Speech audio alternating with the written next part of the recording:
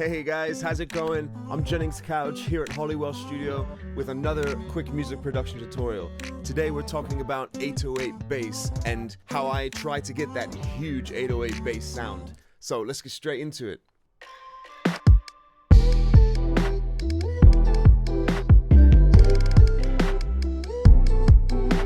Cool, so let's get straight into building our own 808 and trying to get a really big, dirty sound. So as you can see, I've got a blank Pro Tools session up, got my voiceover track going right now. So what I'm gonna do is I'm gonna create a new instrument track, and it really doesn't matter where you get your 808 sound from. So I usually just go to Massive, got a couple there that I really like. And here's what this 808 sounds like straight up default.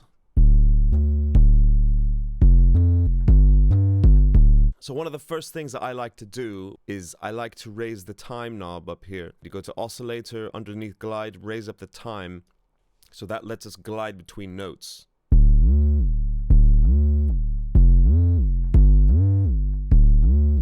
And I like that gliding sound a lot better than the stark, like, hit. Another problem that I have with this 808 is it has a click right at the start. It's very clicky right on the attack.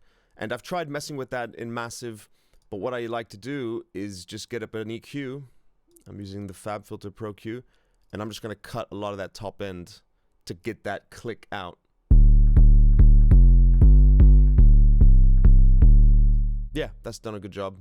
Sweet, so that's our very basic 808 setup. Now what I'm going to do to make this extra cool is I'm going to create a bus, an auxiliary track, and I'm going to call it 808 distortion, because believe it or not, I love to put some distortion on 808, and I like to bus that, and I'll show you the reason that I bus it. Any old distortion, but my favorite one at the moment is Decapitator, and I'm going to get that punish knob on, turn that up about halfway, and leave it like that, and I'm going to send our 808 track to that distortion bus, and turn that up a little bit.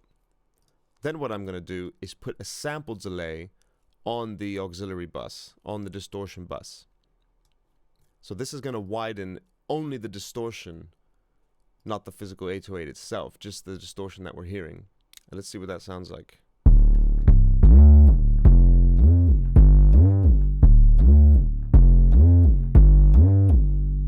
Wow, that's already loads and loads better. I can hear it, it's wide in the speakers, but it's not too wide. We're still getting that punch in the center. Just that nice fuzz, that dark fuzz on the sides. Let's try with and without. Nice, and then with the distortion.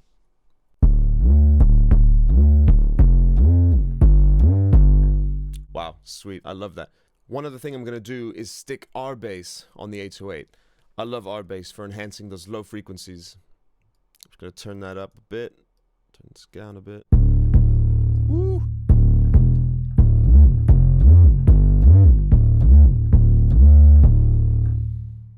So this is what the 808 sounded like straight out of Massive.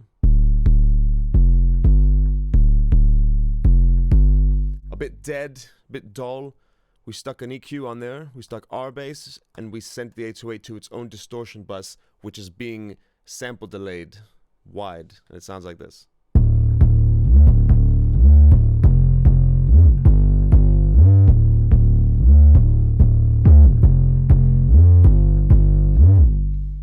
Incredible. I love that. Alright guys, that is it. A nice quick little tutorial on how to make an 808 sound big, fat, dirty. If you have any questions or want to know about any other little tips and tricks, leave a comment down below. I'll be sure to get back to you. Maybe make a little video on whatever it is you want to know. In the meantime guys, thank you so much for watching. I love doing these little videos for you, and I'll catch you for the next one.